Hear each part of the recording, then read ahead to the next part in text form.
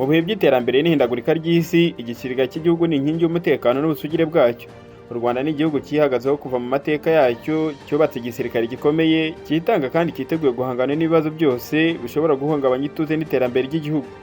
Muri iki cyegeranyo turaza kureba ku bushobozi bw'ingabo z'u Rwanda RDF, uburyo imyitozo ikomeye ihesha abasirikare ubuhanga n'ubushobozi bwo kurwana ku gihugu cyabo ndetse n'uko bakoresha ikoranabuhanga rihanitse mu bikorwa byabo. Turaza kugaruka ku bikoresho bikomeye byifashishwa mu kurinda umutekano, by'umwihariko indege z'intambara.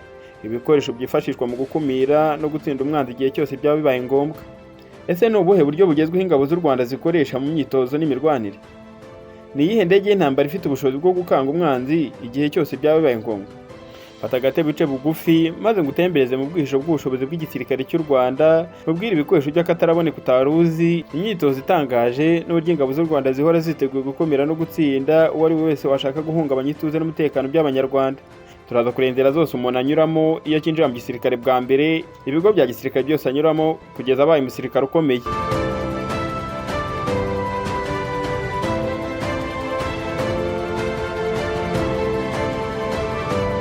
Ubundi byose bitangira mu kigo cya Nasho. Iki kigo giherereye mu karere ka Kirehe mu burasirazuba bw'u Rwanda.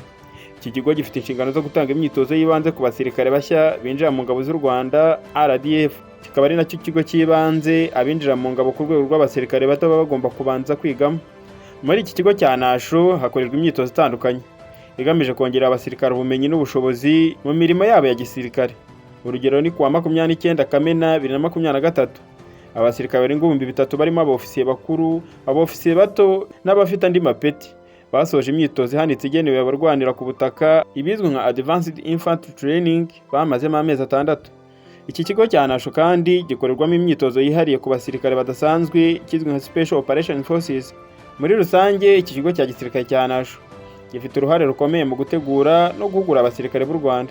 Kikaba ari ishingiro ry'ubunyamwuga n'ubushobozi bw'ingabo z'u Rwanda mu kurinda ubusugire bw'igihugu no kubungabunga umutekano w'abaturage. Uretse iki kigo cya Nasho, ubundi hari ibigo byinshi bitandukanye mu Rwanda bifasha abasirikare bitewe n'icyiciro barimo. Mu Rwanda hari ibigo bitandukanye bya gisirikare byagenewe gutanga amasomo n'imyitozo ku basirikare, hagamijwe kubongerera ubumenyi n'ubushobozi mu mirimo yabo. Ibigo by'ingenzi bikora ibi bikorwa ni ibi bikurikira twavuga. Ikigo cya mbere ni Rwanda Military Academy. Iri ni ishuri riherereye i Gako mu karere ka Bugesera. Ryigisha abasirikare bashya bashaka kuba abofisiye. Aha ni naho hategurirwa abayobozi b'ingabo mu byiciro byisumbuyeho. Hakaba hatangirwa amasomo y'ubuyobozi bwa gisirikare n'ubumenyi rusange. Ikindi kigo cya kabiri cya gisirikare ni RDF Command and Staff College i Nyakinama. Iri ni ishuri riherereye i Nyakinama mu karere ka Musanze. Rifite intego yo gutegura abofisiye bakuru ku myanya y'ubuyobozi bukuru, ribongerera ubumenyi mu buyobozi n'ubushobozi bwo kuyobora ibikorwa bya gisirikare ku rwego rwo hejuru. Iri ni ishuri rya gisirikare ni School of Infantry, Gabiro Combat Training Center. Iri shuri riherereye i Gabiro rifasha mu gutanga imyitozo ihariye ku basirikare barwanira ku butaka, ribongerera ubumenyi mu bijyanye n'uburyo bwo kurwana no kuyobora ingabo mu mirwano. Ikindi kigo cya gisirikare mu Rwanda kiriho gitanga imyitozo ni kimwe tumaze kuvuga haruguru, ni Basic Military Training Center Nasho. Nk'uko twabivuze mbere, iki kigo giherereye i Nasho mu karere ka Kirehe, gitanga imyitozo y'ibanze ku basirikare bashya binjira mu ngabo z'u Rwanda. Iki kigo kikaba ari ikigo shingiro ry'ubunyamwuga bw'ingabo z'u Rwanda. Ikindi kigo cya gatanu ni Rwanda Peace Academy. Iri shuri riherereye mu karere ka Musanze, rigamije gutanga amasomo y'umwuga ku bijyanye no kubungabunga amahoro. Rikaba rifasha mu guhugura abasirikare, abapolisi n'abasivile ku bijyanye n'ibikorwa byo kubungabunga amahoro n'ubwiyunge.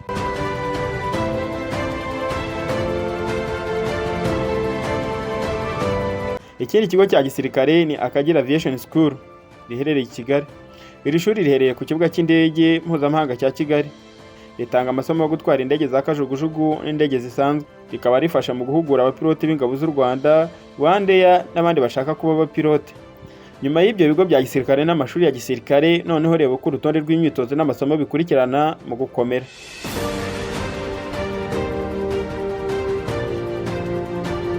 Ubundi habanza Basic Military Training i Nasho. Aba ni abasirikare bashya binjira mu ngabo bahabwa imyitozo y'ibanze kugira ngo bamenye inshingano za gisirikare n'uburyo bwo kwitwara mu gisirikare. Iki ni cya kigo cya gisirikare giherereye mu karere ka Kirehe, ari naho abasirikare bashya bagomba kwinjirira bagahabwa imyitozo y'ibanze.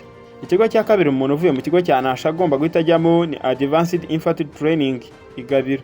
Nyuma y'imyitozo y'ibanze abasirikare bakora mu kigo cya Nasho, abasirikare bakomeza ku rwego rwo hejuru mu bijyanye n'uburyo bwo kurwana no kuyobora ingabo mu mirwano. Ikigo cya gatatu umuntu agomba guhita ajyamo ni Officer Cadet Training IGAKO. Abifuza kuba abofisiye bahabwa amasomo yihariye abategurira inshingano z'ubuyobozi mu ngabo. Nyuma yo kuva kuri Officer Cadet Training IGAKO ahita ajya muri Command and Staff Courses i Nyakinama. Muri iki kigo ba ofisiye bakuru bahabwa amasomo yo ku rwego rwo hejuru abategurira inshingano z'ubuyobozi bukuru mu ngabo. Iyo umuntu avuye muri Command and Staff Courses i Nyakinama ajya muri Specialized Training i Musanze n'i Kigali. Muri iki cyiciro abasirikare bahabwa amasomo yihariye ajyanye no kubungabunga amahoro no gutwara indege bitewe n'inshingano zabo. Ni ukuvuga iyo babungabunga amahoro bajya i Musanze, hanyuma byaba ari ugutwara indege bakajya i Kigali.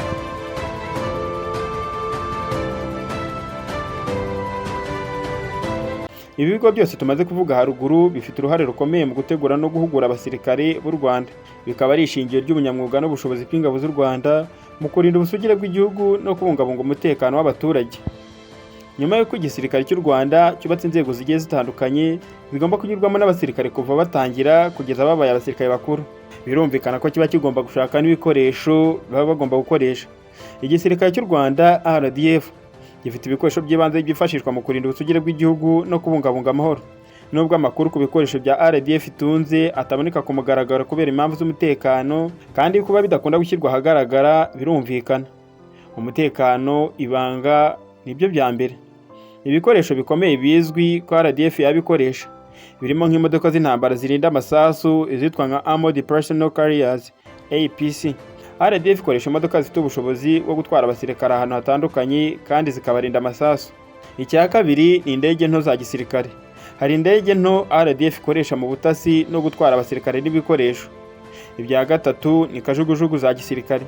RDF ifite kajugujugu zifashishwa mu gutwara abasirikare, ibikorwa by'ubutabazi no gutwara inkomere igihe byaba bibaye ngombwa ko bari mu rugamba. Icya kane ni intwaro rutura zizwi nka artillery. Igisirikare cy'u Rwanda gifite intwaro za rutura zikoreshwa mu kurasa kure, zigafasha mu kurinda igihugu no gushyigikira ingabo ziri ku rugamba. Ibindi bikoresho igisirikare cy'u Rwanda gitunze ni imodoka z'intambara ziba zifiteho intwaro izizwi nka Infantry Fighting Vehicles IFV. Izi modoka zifasha mu gutwara abasirikare no kubaha ubufasha mu mirwano. Zifite intwaro zishobora kurasa umwanzi igihe byaba bibaye ngombwa. Si ibyo gusa kandi kuko n'u Rwanda rufite ibikoresho byo mu mazi. Nubwo u Rwanda rudakora ku nyanja, RDF ifite ibikoresho byo mu mazi bikoreshwa mu biyaga, mu migezi, byifashishwa gucunga umutekano n'imbibi z'amazi. RDF ikoresha ibikoresho bigezweho by'itumanaho bifasha mu gutanga amabwiriza no gukurikirana ibikorwa bya gisirikare aho byaba biri hose, yaba ku rugamba ndetse n'ahandi hose baba babungabunga amahoro. Ikindi ni ibikoresho by'ubutasi, surveillance equipment. Hari ibikoresho bigezweho RDF ikoresha yaba mu gutata no gukusanya amakuru ku mutekano w'igihugu. Kandi nanone igihe u Rwanda rwaba rugabweho ibitero by'indege, u Rwanda rufite ibikoresho byo kurwanya izo ndege bizwi nka anti-craft weapons. Igisirikare cy'u Rwanda gifite intwaro zo kurwanya indege zishobora kugaba ibitero ku gihugu. Si ibyo bikoresho gusa kandi kuko ibikoresho byinshi. Rufite kandi ibikoresho byo kurwanya ibisasu bya tanks, ibizwi nka anti-tank weapons, aribyo twabonye ejo bundi harimo nk'ibyo rwaguze mu gihugu cy'Ubushinwa ibizwi nka Red Arrows. RDF ifite intwaro zishobora kurwanya no kwangiza ibifaru by'umwanzi.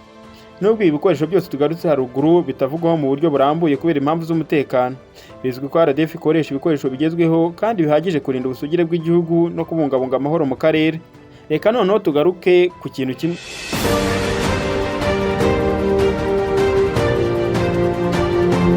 Mu minsi yashize ubwo Perezida wa Repubulika yarahiraga, hari indege za gisirikare abantu bigeze kubona zifite amabendera y'u Rwanda zizenguruka hejuru ya stade. Izi ni indege z'urugamba zishobora kwifashishwa igihe byaba bibaye ngombwa mu gutwara abasirikare no gutwara ibikoresho bya gisirikare ku rugamba. Igisirikare cy'u Rwanda giherutse kwerekana kajugujugu zo mu bwoko bwa Mi-35M mu buryo bwo kwiyongerera ubushobozi mu rwego rwo gutabara no kubungabunga umutekano. Tariki ya 14 Kanama, kajugujugu ebyiri zo gutwara abantu za Mi-17 n'ebyiri zo mu bwoko bwa Mi-35M zagaragaye ziguruka hejuru ya Stade Amahoro i Kigali ku munsi w'irahira rya Perezida Kagame. Ibi byerekanye intambwe RDF imaze gutera mu kongera ubushobozi bwo gutwara ingabo no kwirwanaho mu bikorwa bya gisirikare. Kajugujugu ya Mi-35M nk'uko byemezwa n'ikigo mpuzamahanga cy'ubushakashatsi ku mahoro cya Stockholm, u Rwanda rwaguze enye muri 2019. Iyi kajugujugu ifite moteri z'ubushobozi bwo hejuru zo mu bwoko bwa Klimov VK 2500. Iyi Mi-35 irangwa n'ibikoresho by'ikoranabuhanga rihambaye, harimo terminal image ifasha gutahura ibiri kure, ndetse na TV kamera ituma haboneka amashusho meza mu bihe bibi.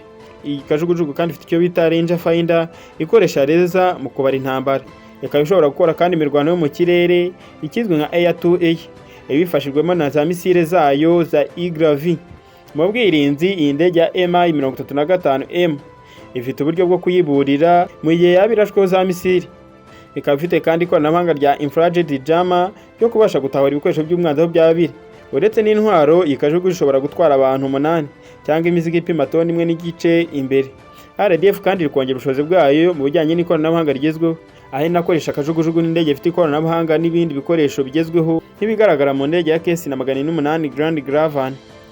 Nubwo RDF itangaza bike ku bijyanye n'intwaro zo kurinda ikirere, ariko bizwi neza ko ikoresha izindi ntwaro za misile zikomeye cyane n'ibikoresho by'ikoranabuhanga rihanitse mu gukumira no guhangana ibitero by'indege bishobora kuvogera ikirere cy'u Rwanda.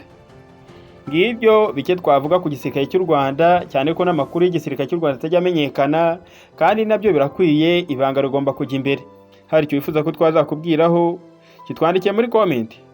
Kandi niba ari bwo bwa mbere ugeze kuri channel, reba munsi y'video maze ureba hano handitse subscribe, kandi tujye tubana umunsi ku munsi makuru n'ibyegeranyo bicukumbuye. Njye ndi Theogene.